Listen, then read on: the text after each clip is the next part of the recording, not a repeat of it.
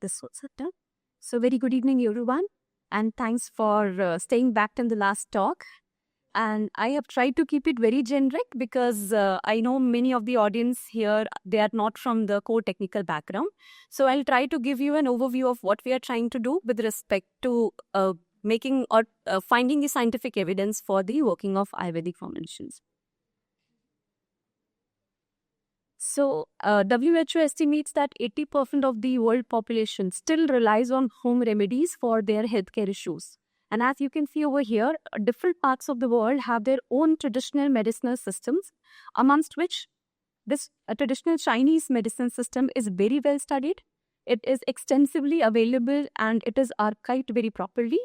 And along with that, even India has a very rich traditional medicinal system, popularly known as Ayurveda. And we know, again, there is a lot of documentation available and almost every household uses some of the home remedies on their day-to-day basis, right? And we know it works. But still, it is not globally accepted, and we will see some of the problems and what are the possible solutions. So this slide shows some of the common herbs. I'm sure all of you must have heard at least some of the names from this, right? For example, ginkgo, it's a very powerful antioxidant. When we talk about ginseng, then it helps you actually combat the stress hormones, and then also it has certain polysaccharides, which is a rich source of energy. Not only that, the lot of different herbs, for example, comfrey over here, it is used for a lot of different like wound healing purposes, right? And we all know that many of these herbs, these are just a few examples. There are many different herbs that grow in our balconies of the houses that we commonly used even for, issues like common colds. Now, even though we know that our traditional medicinal system has a lot of potential, therapeutic potential, but still it is not globally accepted. Why? Right? There are certain issues associated with that. The most common one, or which we as scientists can take care of, the first one is limited scientific evidence. We know there are possible remedies, but we do not know we do not have a scientific proof how it actually works in the body. And therefore, the modern medicine practitioners, they are actually not comfortable using those, right? And then lack of standardization. If you actually go into the traditional texts, they mention the proper procedures for preparing those different formulations, right? So the standardization, we do not understand it properly, and therefore any different method of extraction of these bioactives from the natural resources may not work. Then safety concerns. For example, over here, some of the very commonly used things, for example, coffee. Almost everyone, of us have coffee. So this coffee should not be taken if you are using any drugs which are used to treat low blood pressure, right? It has the same effect as that of those drugs. So if taken together, you can actually be susceptible to a heart attack. Similarly, this lemon balm, which is present in a lot of herbal teas, so this should not be taken simultaneously along with CNS depressants. Again, ginger, right? Ginger has similar effect to what the diabetic medications are. So if you are taking them together, you are actually increasing the effect that the medicine can have, right? So very small problems, but when these herbs, they are combined with our other day-to-day medications, they can actually lead to a lot of safety concerns, right? So one of the major problem with the global acceptance is this safety concern. And this is one of the major, the aim or the vision that our lab has to identify these safety concerns and catalog them properly, right? But a lot of efforts are being taken. For example, if I just give this one example, this is a report from 2022, where the authors, they have tried to identify what all bioactives are present in this plant, which is commonly known as methi in India.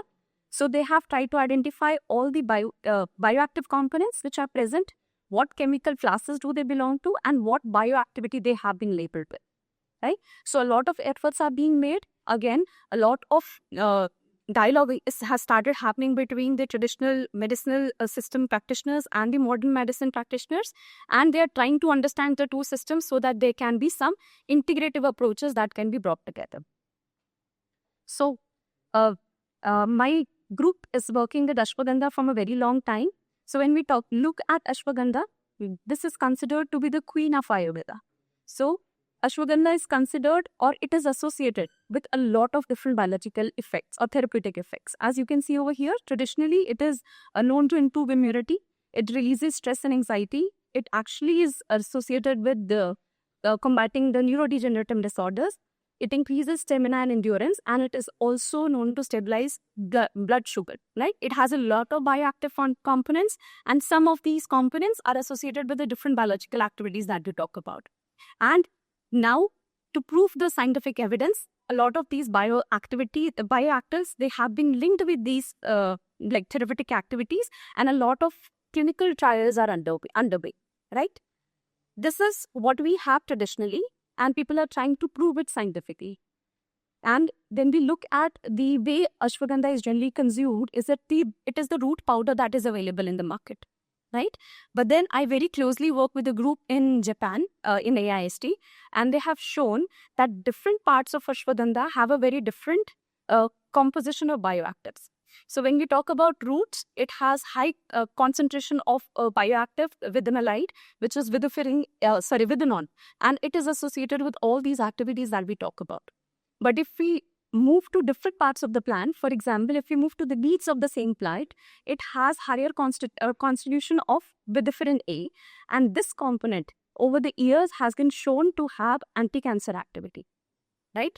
So this is what we actually want to do. So over the years, vitiferin A has also been identified with anti-cancer activity, as I said.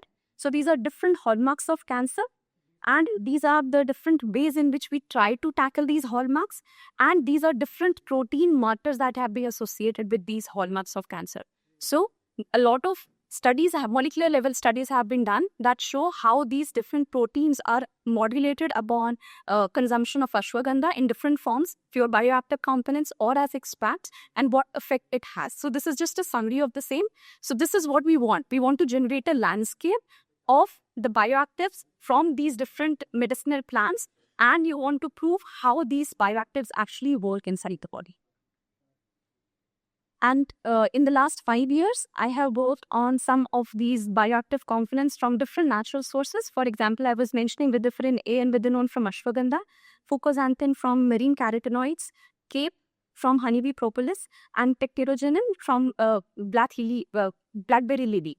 So these are some of the anti-cancer properties that we have already reported. The molecular evidence has been reported for the same. And right now we are looking at the neuroprotective effects of tecterogenin. Now, when I talk about our contribution towards these, so as you can see, we are not into the core Ayurvedic formulations as of now, but we are trying to explore the bioactive components of one of the components that goes into the formulations, that is the medicinal plants, right? So what approaches do we use? It depends upon the research question that we are trying to ask. The first approach, if we already have some clue of what we are trying to look for. So this is one example for the same. Then we talk about COVID-19, right? It was a viral infection. So ashwagandha is already known to have antiviral activity. So we ask this question, can these bioactive components which are present in ashwagandha, and there are more than 32 vithinolides to be more specific. So if we look at these bioactive components, do they carry the similar antiviral activity against COVID-19 or SARS-CoV-2 or not? So when we talk about the SARS-CoV-2, during that period, we got to know that there are two important proteins which express on the cells of humans, which facilitate the attachment of this virus to the cells and the internalization of the virus. And it was TMPRSS2 and ACE2, just the names. So this is just one example where we actually looked at some of the major vithinolides. Here I'm showing you the example of only vitiferin A and vithinol. So we actually looked into its ability to interact with this particular protein. So the idea is, if we can reduce the expression of the protein which is present on the surface of the human cells, then there will not be enough availability of the receptors for interaction and internalization. So this is what we were trying to look at. This chemostagrozin already known inhibitor of the same. We looked at the different bioactive components. We saw that these bioactives also interact with this protein in a similar manner, as you can see over here. Then when I talk about these interactions computationally, I'm just taking a protein, I'm just looking at the interaction between this protein and the small ligand. But then we talk about the actual in vivo conditions inside the body, they're always moving, right? It is in like the sorbent condition. So We also do molecular dynamic simulations and we see whether this interaction is stable or not. So these are some results from the same. And as we can see over here, this is the known inhibitor and these are the two bioactive components that we were looking at. So they were actually interacting with the important residues and you can look at the bars. Higher bar means there were more stable interaction with the same. So our bioactive components had a better interaction with respect to the Olroyìn inhibitor. And similarly, we looked at all the bioactive components and once we had confidence that yes, it has some kind of interaction possibility with the protein of interest, we actually looked into the experimental conditions also. So if you can look at these figures, these numbers actually represent some of the bioactives which are present in ashwagandha and then some of the extracts, for example, the leaf extract. And there are different ways of preparing these extracts. So as I said, the preparation method is important. What I'm using to extract these bioactives is very important. So these are two different ways of doing it. And then we have some extracts from the stem. Again, the preparation method was different. So 4 different extracts and the pure bioactive components. And you can see over here, more the green color means more the protein is expressing. So we wanted to identify the bioactives which can reduce this pigment. That means we have lowered the expression. And from here, we got certain leads, right? And then we even collaborated with RCB, who were actually working with the viral particles. And as you can see over here, right? So these numbered are the percentage inhibition of this virus into the cell, right? So these are different bioactive components. And this remdesivir, if you remember, this was the drug of that era, right? So remdesivir was in the cell culture facility, not in the in vivo conditions, in vitro conditions. It showed 99% inhibition of the virus after 48 hours of treatment. And similar to that, the different bioactives that we analyzed, 24-hour inhibition and 48-hour inhibition. So you can see there was a range starting from 25 to 82% inhibition, right? And here we are talking about individual components. So if we take as an extract, it might have a stronger effect. So we are not saying that it can be used for treatment, but definitely it can be used as a preventative measure, right? So this is one example where we had certain clues from in silico studies and we extended them to the lab studies or bench work, right? Then this is another case study, a very simple example to explain what else can be done combinationally. So here we are looking at one of the diseases called Wilson disease in the lab. So here there is one protein which acts as a transporter for transporting copper out of the cells, right? So this protein actually is 40 in these patients and they are unable to export the copper out. And the only possibility for any kind of treatment is use of copper chelators. We have only 3 copper chelators available or FDA-approved copper chelators available. And in 2016, it was found that we generally import the active ingredient for these drugs from China. There was some ban on the import of the drugs and these patients actually suffered a lot. So that there we realized that there is a need to find either new alternatives for creating these drugs or there should be some indigenous source. So we started exploring, or we are actually in process of still doing the same. We are looking at more ways of finding similar compounds which can be extracted from these natural resources and they can have similar activity. So we have a lot of, that these are 3 FDA-approved drugs, but there are new literature. People are trying to have similar compounds. So we have a few compounds. We are looking at these different small molecules. We are trying to study what are the features that make them available for copper chelation, and we can identify or we can represent these features in different forms, chemical forms. So this is what we try to do. We represent these molecules with certain properties and then we make a generalized molecule that this position should have, say, positive charge, this should have negative charge. We combine these features and create a virtual model. And then we try to scheme big libraries. So this is what we have tried to do. There are different libraries available for small molecules. We have tried to screen those libraries and come up with some candidate molecules. And here our emphasis is on plant-based molecules. So the idea is if we can find some good chelators for this copper and instead of drugs, can we provide certain plant-based supplementations for the patients or not? Because these patients, they have to take these copper chelators as medicines before their meals, even after their meals. So they have a very strict dietary regulations because the copper keeps on accumulating in their body, right? So this is what we are trying to do. Again, we screen certain molecules, but we have to go further and we have to see whether they can chelate copper or not. We use another computational approach. We do some PFT calculations and simulations. So as you can see over here, this is again for the FDA approved molecules that I'm showing. 2 molecules, and this orange one is the copper.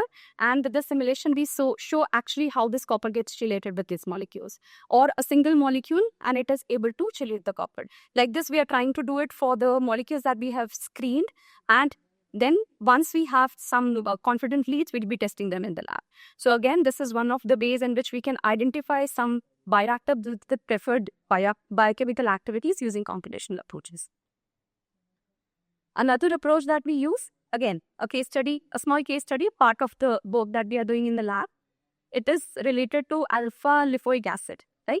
This is present in a lot of vegetables that we consume on day-to-day activity. So we were testing this compound for its antioxidant property. It is a very strong antioxidant. And during the same process, we had treated certain cells with this molecule, and we were looking at what changes it brings in the cell, right? So any small molecule, it will either change the expression of certain proteins, or we say it changes the expression of genes which result in different quantities of proteins in the body. So this is what we were trying to look for. We did the properties that whatever we wanted to prove antioxidant property, but during that process, we also saw certain markers which were related to neuronal differentiation, right? So whenever there is a traumatic brain injury, certain neurons, they get damaged. So they lose the potential to recover back its axons or dendrites. So if we can stimulate this process, it is beneficial for the patients to regain some of the lost neurons. So we saw some of the markers in the profiles that we were looking at. So as you can see over here, we searched for all the changes in the proteins which somehow can be related to any of the process that plays important role in neurite growth. Right? So these are good databases which we make use of. So all the proteins that you see over here, they are somewhere related to neuronal growth. So we identified these. We looked into, again, some computational methods can be used. We looked into the function of all these genes in terms of what biological processes they involved and what are the molecular functions associated with them. And wherever we had good confidence on the terms which relate to neuronal differentiation, we picked up those clues. And not only that, we also saw that it actually affects some of the synapses, that is neuron-neuron interaction, those points, right? So wherever you see blue and red color being bold, so that means they are some of the important genes that we found to be changed, or the expression levels were changed, and they are important for neurological processes. So all these different genes we studied, we generated certain hypotheses, and we had certain clues that it can be used for neuronal regeneration. And therefore, we did some, again, in vitro experiments to prove the same. So C6 is one of the cells which can actually grow into neurons if given suitable environment. So we treated these cells with lipoic acid, and we saw a lot of markers. So these are some of the proteins, again, which mark the differentiation of neurons, and some of the proteins should go up and certain should go down. I'm not getting into the biology of proteins, but you can take me by words that these are certain markers which validate the differentiation of neurons. So we were able to identify that these are indeed, this molecule indeed leads to neuronal regeneration. Right? So this is one of the, again, approach. We use the same approach for multiple compounds from bioactive compounds from multiple sources. One of the major ways of finding the mechanism or the possible targets of these molecules in the cells. Then moving forward, AI/ML based methods, everyone is talking about those. This is not a work from our lab, but since it uses dietary compounds and they identify what protein targets it can have in the body, I just thought it could be a good example for some of you present here. So here, the authors, they have used 114 FDA, 1400 FDA approved drugs, and they know exactly what proteins they regulate inside the body. So a total of around 1200 proteins were there, and one drug can have up to 89 targets, and the least was just one. Right? So in biology, we generally say if two structures are very close, two molecules are very close in structure, they can have similar activity. But that's not true. I just talked about two components, vithanone and vitaphrine. If you just look at their structure, it is hard to find the differences between the two. But they do have very different profiles. Right? So even similar structures can have different activity profiles. So this is what the paper has tried to do. They have used the similarity indexes. So they have made all possible drug-drug pairs. They have defined them in terms of the similarities that they have. And then they have this, whether they have common protein, the common target among them or not. So they have used this data, used an ML-based model. And then what is of interest is this circus plot that you see over here. So on the left half are all the dietary components or the small molecules that are found in different food ingredients, or they are different food ingredients, I would say. And these are all different components of FDA-approved drugs. So they have tried to look into the similarity of the same, and they have seen whether the food component can have same effect that an FDA-approved drug has or not, right? And they actually identified around 200 different pairs with high confidence. And this is one example. So this molecule, which represents this orange node, this is a known FDA-approved drug. It can interact with 4 different proteins. They found this small molecule which is present in tea in high abundance, and they identified that it has high similarity with this molecule, and it also has the potential to interact with the same molecules. They tested it only for one of the interactions, this one, which is COX-1 inhibitor. So it's anti-inflammatory, right? And they proved that there are other molecules also with higher similarity than this molecule, but that molecule does not have inhibitory activity. The one predicted by the model actually has, and that too comparable to a positive control. So this is again one of the ways in which we can actually use computational approaches and find what are the molecular targets of these bioactive complexes, right? So the idea is to find how they are working. So these are some of the computational approaches which can accelerate the work that help us in moving on to the experimental validation, right? Then I'm talking about individual bioactives, one plant at a time, one type of extract at a time. So this picture actually is from 2006. And as you can see over here, it shows you different medicinal plants which have been found and archived from different countries. If you just look at India, there are around 3,000 plants archived, right? But if you and we do not have structured data like this after this. But if you just search how many medicinal plants are recorded for India, you will find the number to be 4,000, right? So I'm talking about the landscape that I just talked in the last few slides. I want to create it for all the 4,000 plants, right? Experimentally, it will take a lot of time. So definitely we need to find some advanced computational methods that will help us accelerate this research. Find certain clues that can be quickly validated in the lab and bring all the research together, right?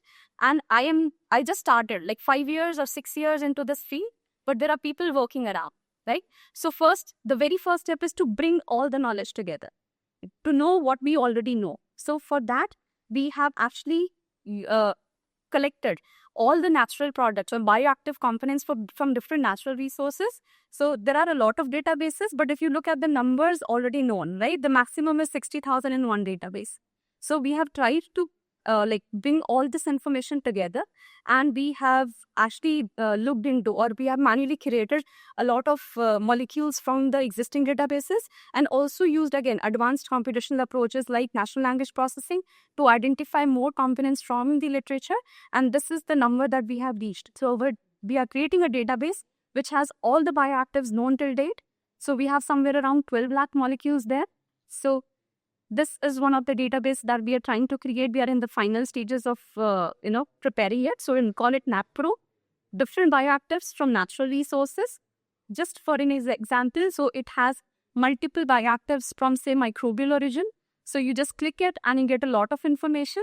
But of importance, I would say, is the biological activity. Is this component already associated with some biological activity? So if there are some experimental evidences, easily available in databases or something. So we have reported the direct molecular targets. For example, over here, I have DH. And if at all, I have tried NLP methods to extract it from the literature. So we have tried to put everything known under this platform. And we have also, people have talked about RAG models already. So we have also integrated RAG models. So whatever we thought can be important at one glance, we have put it into this stage. And then there are models running at the back end. If you have any other questions related to that component, and if the answers are available, we can actually use the RAG models to get those answers available. So this is one of the efforts that we have tried to bring all the information together. But definitely there's a long way to go. We have just talked about the medicinal plants, but moving forward, we are actually getting into Ayurveda. We have extracted all possible herbal formulations from the ancient literature. We have cataloged what are the ingredients, what are the dosages, what are the safety concerns already known, and we are trying to put it together. Then those ingredients will be taken with these bioactive components, and ultimately a knowledge base will be ready on which further research can be done. So this is a little contribution from our side, and as I said, there's a long way to go. So with this, I stop here. I've tried to give you an overview of what computational approaches we generally use in our lab. And towards the end, I would like to thank IIIT Delhi Department of Computational Biology for giving us this platform, these resources to do this kind of research.